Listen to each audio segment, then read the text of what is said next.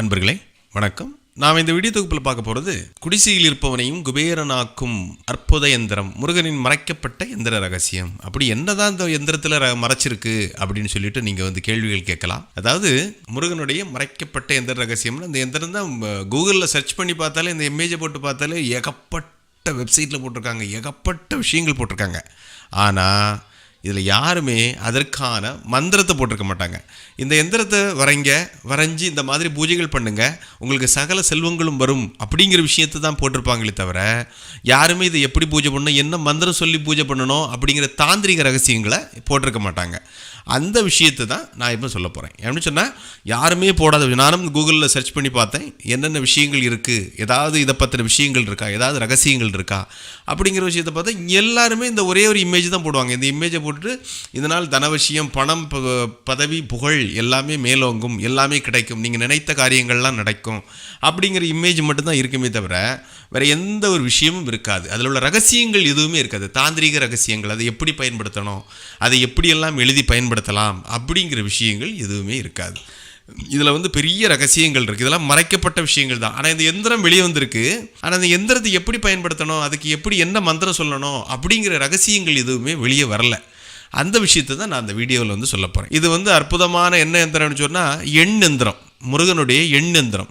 இதில் சரவணபவ இந்த எழுத்துக்களுக்கு 6 எழுத்துக்களுக்கும் ஒவ்வொரு எண்ணு உண்டு. அந்த எண்ணுடைய ரகசியங்கள் தான் இதில் மறைஞ்சிருக்கு. அதாவது குடிசையில் இருக்கவன உண்மையிலேயே நீங்கள் முருகப்பெருமான் மேலே அன்பு வச்சுருந்தீங்கன்னு சொன்னால், முருகப்பெருமான குருவாக மதித்து ஒரு சில விஷயங்கள் செஞ்சிட்ருக்கீங்கன்னு சொன்னால், வழிபாடு பண்ணிகிட்டு இருந்தாலோ இல்லை அவர் மேலே அளவற்ற பற்று கொண்டிருந்தாலோ, இந்த எந்திரத்தை வச்சு பூஜை ரூமில் வச்சு பாருங்கள், அந்த கணமே மாற்றம் நிகழ்வதை நீங்கள் காணலாம். இது ரொம்ப முக்கியமான ஒரு எந்திரம். அதோட ரகசியம் தான் இப்போ சொல்ல போகிறேன். இந்த எந்திரத்தை நீங்கள் ஒரு 3x 3 சைஸு, 6x 6 சைஸு, அல்ல 9x 9 எந்த வகையிலும் நீங்கள் வரைஞ்சிக்கலாம். வரைஞ்சிக்கிட்டு இந்த எந்திரம் நான் படத்தில் காட்டியிருக்கிறேன், இதே போலவே வரைங்க.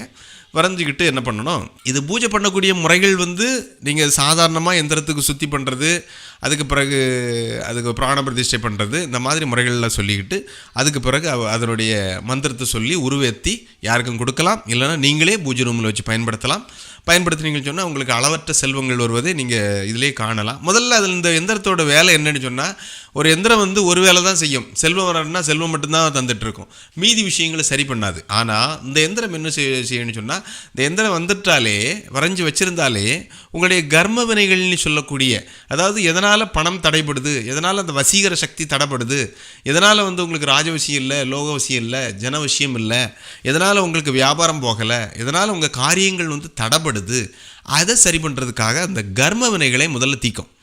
உங்களுக்கு எந்த விஷயம் தடைகளாக இருக்கோ, நீங்கள் தினமும் அந்த எந்திரத்துக்கு மந்திரங்கள் சொல்லி பூஜை போட்டுட்டு இருந்தாலே, ஒரு ஊதுபத்தி கொளுத்தி வச்சுருந்தாலே போதும், வச்சுக்கிட்டு இருந்தாலே என்ன செய்யும், அந்த தடைகளை முதல்ல நீக்கும். உங்களுக்கு எதனால் பணம் வரலை அப்படிங்கிற தடைகளை நீக்கிக்கிட்டு என்ன பண்ணோம், அது உங்களுக்கு அது அந்த தடைகளை நீக்கின பிறகு அந்த சாதாரணமாக வரக்கூடிய பணங்கள், உங்களுடைய செல்வங்கள், உங்களுடைய மக்கள்லாம் யாரெல்லாம் வரணும், அந்த மக்கள்கள் கூட்டம் எல்லாமே உங்களை தேடி தானாக வரக்கூடிய மாற்றத்தை காணலாம் இந்த எந்திரத்தில். அப்படிப்பட்ட ஒரு அற்புதமான எந்திரம். இந்த எந்திரத்தோட ரகசியங்கள் ஒரு சில நபர்கள்ட்ட தான் இருக்குது. அவங்க ரகசியமாக பயன்படுத்திகிட்டு இருக்காங்க. ஆனால் இது வெளியே எல்லா இடத்துலையும் நீங்கள் கூகுளில் அந்த எந்திரத்தை போட்டு பார்த்தாலே சரிதான், எல்லா இடமும் இந்த எந்திரங்கள் தான் வந்துட்டுருக்கும். ஆனால் யாருக்கும் அதனுடைய ரகசியங்கள் தெரியாது. வெறுமனே இந்த போஸ்ட்டுக்காக மட்டுமே போடுறது, ஃபேஸ்புக்கில், இன்ஸ்டாவில் எல்லாத்துலேயுமே இந்த எந்திரத்தை வரைச்சி வைங்க, நீங்கள் உங்களுக்கு அளவற்ற செல்வங்கள் வரும் அப்படி இப்படி போடுவாங்க. ஆனால் சாதாரணமாக நீங்கள் வரைஞ்சி வச்சாலோ அதில் அந்த பலன் இருக்காது. ஆனால் நான் சொல்லக்கூடிய முறைப்படி நீங்கள் வரைஞ்சி வச்சிங்கன்னு சொன்னால் நிச்சயமாக அதனுடைய பலன்கள் உங்களுக்கு கிடைக்கிறத நீங்கள் கண்ணால் பார்க்கலாம். நீங்கள் வாழ்க்கையில் அந்த அனுபவத்தை அனுபவிக்கலாம். அது எப்படின்னு சொன்னால் ஒன்றுமே இல்லை, நான் சொன்ன மாதிரி தான். 3, 6, 9, 3 இன்ச்சுக்கு 3 இன்ச்சு, 6 இன்ச்சுக்கு 6 இன்ச்சு, 9 இன்ச்சுக்கு 9 இன்ச்சு, இந்த அளவில் இந்த எந்திரத்தை நீங்கள் தயாரிக்கலாம்.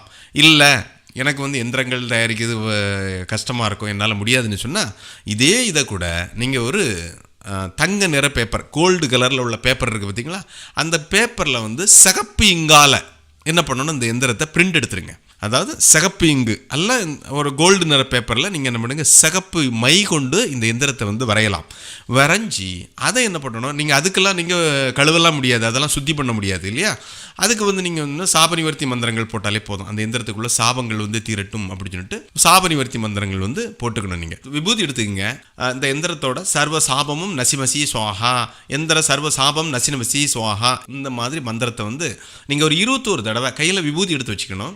21 தடவை அந்த எந்த விபூதியை பார்த்து அல்ல உள்ளங்கையில் விபூதி நிரப்பி அந்த விபூதியை பார்த்து சொல்லணும். சொல்லிக்கிட்டு அந்த விபூதியை எடுத்து அந்த எந்திரத்து மேலே நீங்கள் பேப்பர்லலாம் பண்ணின எந்திரத்து மேலே என்ன பண்ணணும், 3 தடவை வந்து அதை சாப நிவர்த்தி பண்ணணும்.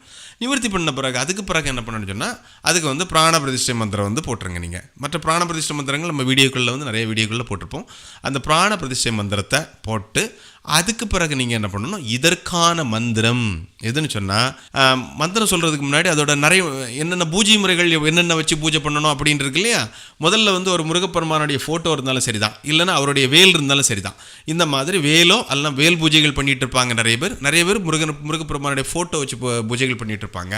இந்த மாதிரி இது இருந்துன்னு சொன்னால் அதுக்கு முன்னாடி அருகோணம் போடணும். அருகோணம்னு தெரியும் இல்லையா, 6 கோணம் வரக்கூடிய ஸ்டார் வரையணும். அருகோணம் வரைஞ்சிட்டு ஒவ்வொரு அந்த அருகோணத்தில் மேலே உள்ளதில் சரகண பவ அப்படிங்கிற ஒவ்வொரு கட்டத்துலையும் ஒவ்வொரு முக்கோணத்துலையும் சரகண பவ எழுதிருங்க.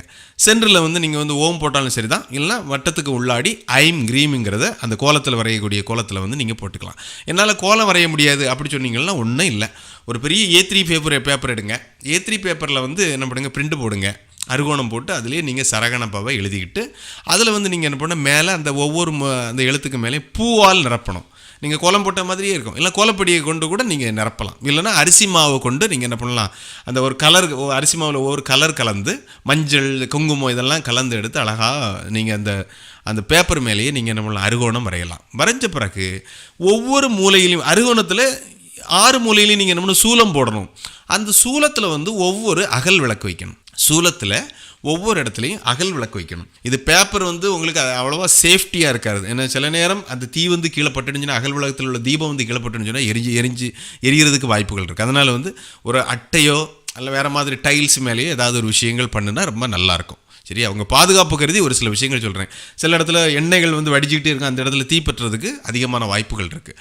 இல்லை அதுக்கும் கீழே நீங்கள் ஒரு சின்ன ரவுண்டு பிளேட் வச்சுக்கலாம். பிளேட் வச்சுட்டு அதுக்கு மேலே தீபம் போட்டிங்கன்னு சொன்னால் அந்த எண்ணெய்கள் வந்து அந்த பேப்பரில் வந்து படாது.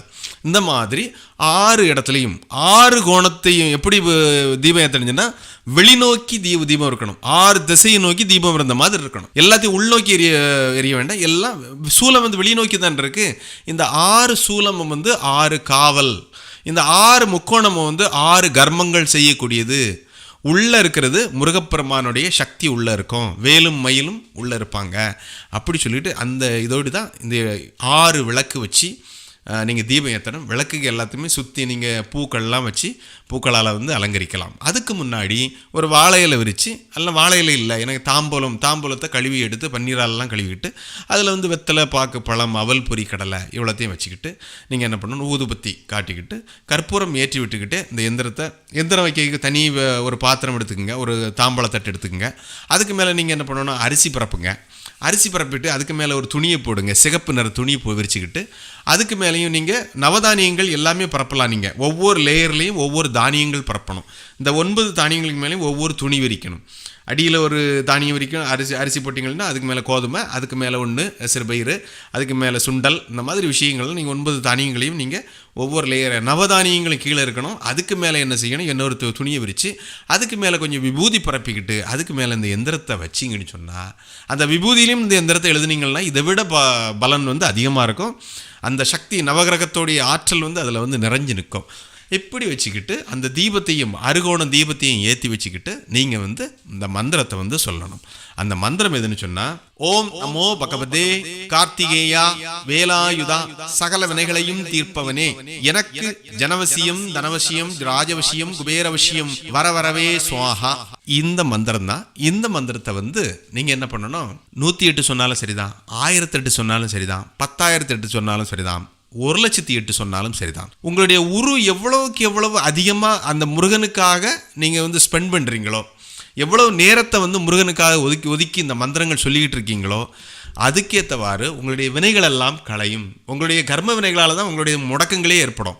அந்த வினைகளெல்லாம் தீந்து நாளுக்கு நாள் உங்கள் முகத்திலையும் எல்லாற்றிலையும் உங்கள் குடும்பத்தில் உள்ள ஆட்கள் மேலேயும் என்ன இருக்கும், ஒரு புத்துணர்ச்சி வர்றதை வந்து நீங்கள் வந்து கண்ணால் பார்க்கலாம், அனுபவத்தில் நீங்கள் உணரலாம். இந்த மாதிரி இந்த மந்திரத்தை தினமும் எவ்வளவுக்கு எவ்வளவு அதிகமாக சொல்கிறீங்களோ அவ்வளவுக்கு எவ்வளோ உங்களுக்கு இந்த வேலைகள் நடக்கும்.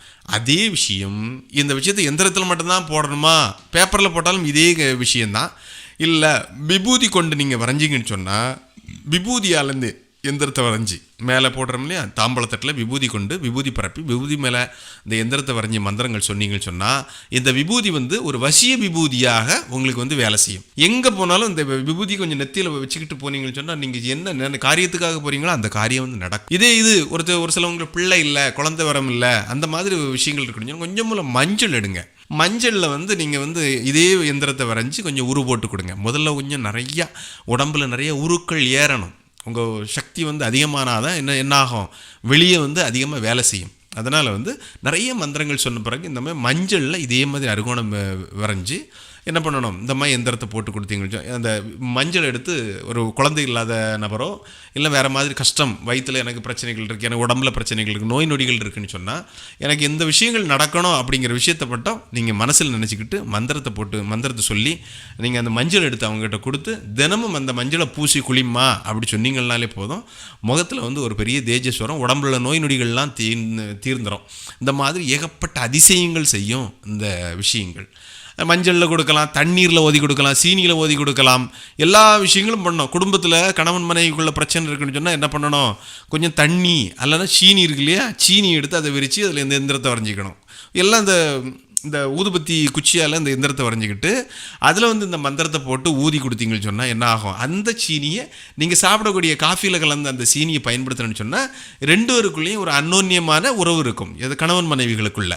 இந்த மாதிரி பிரச்சனைகள் எல்லா வசிய வேலைகளுக்கும் எல்லா பிரச்சனைகளுக்கும் இது தீர்வு காணும். ஏன்னா உங்கள் வினைகள் தீர்ந்தாலே உங்களுடைய பிரச்சனைகள் தீர்ந்துடும். அந்த மாதிரி ஒரு விஷயத்தில் ஒரு அருமையான ஒரு எந்திரம் இது உண்மையிலே உங்களுக்கு நல்ல ஒரு பலனை தரும். அதனால் கொஞ்சம் பொறுமையாக அந்த விஷயங்களை கேட்டு என்னென்ன பண்ணணும், இப்படி பண்ணணும் அப்படிங்கிற விஷயங்களை ஆராய்ச்சி பண்ணி கட்டாயம் இந்த விஷயங்களை பண்ணுங்க. இது செய்யக்கூடிய நாள் வியாழக்கிழமை குரு ஓரை.